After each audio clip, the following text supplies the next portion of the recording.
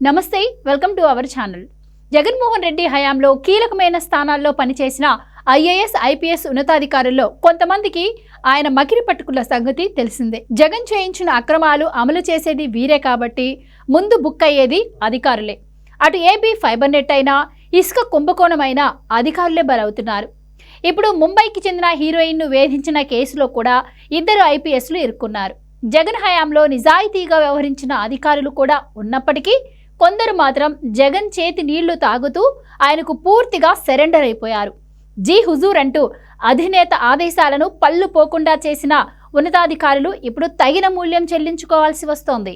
ఇప్పుడు ముంబై హీరోయిన్ను వేధించిన కేసులో ఇద్దరు ఐపీఎస్లు కాంతిరాణా టాటా, విశాల్ గున్ని హాట్ టాపిక్ అయ్యారు. ఈ అధికారులు తనను చంపడం తప్ప మిగతా అన్ని రకాలుగా వేధించారని ఇప్పటికే బాధితురాలు ఆరోపిస్తున్నారు.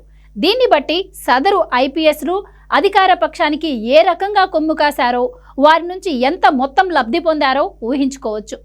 జగన్ సీఎంగా ఉన్నప్పుడు విజయవాడ నగర పోలీస్ కమిషనర్గా పనిచేసిన కాంతిరాణా టాటా వ్యవహరించిన తీరు ముందు నుంచి వివాదాస్పదమే.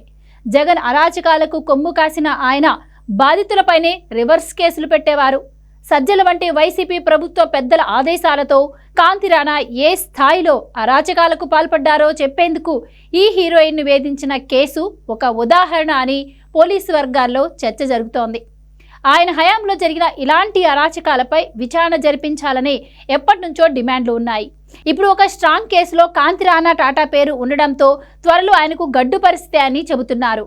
ఇక మరో ఐపీఎస్ అధికారి విశాల్ గున్ని విజయవాడ డీసీపీగా పనిచేశారు. హీరోయిన్ ఉదంతం జరిగే సమయంలో ఆయన అదే పోస్ట్లో ఉన్నారు. ఈయనకు రీల్స్ స్టార్గా పేరుంది. చూసేందుకు సిన్సియర్ యువ పోలీస్ అధికారిగా కనిపిస్తూ ఉంటారు.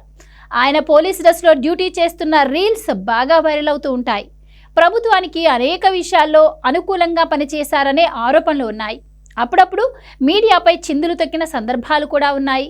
వైసీపీ అనుకూలురైన సిపి, డీసీపీ ఇద్దరూ కలిసి హీరోయిన్ను ముంబై నుంచి విజయవాడకు తీసుకొచ్చి ఇక్కడ నిర్బంధించారు. పైగా ఆమెపై ఫోర్జరీ కేసులు బనాయించి హీరోయిన్ను, ఆమె ఫ్యామిలీని నరకయాతనకు గురి చేశారని ఆరోపణలు బలంగా ఉన్నాయి.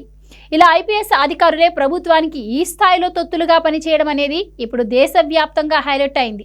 వీరి తీరు కారణంగా ఏపీ పరువు కూడా పోయే పరిస్థితి దాపురించింది. అందుకే కాంతిరాణా టాటా, విశాల్ గున్నిపై కఠిన చర్యలు తీసుకోవాలని, వారిని ఉద్యోగాల్లోంచి డిస్మిస్ చేసేలా రాష్ట్ర ప్రభుత్వం ప్రయత్నించాలని డిమాండ్స్ వినిపిస్తున్నాయి.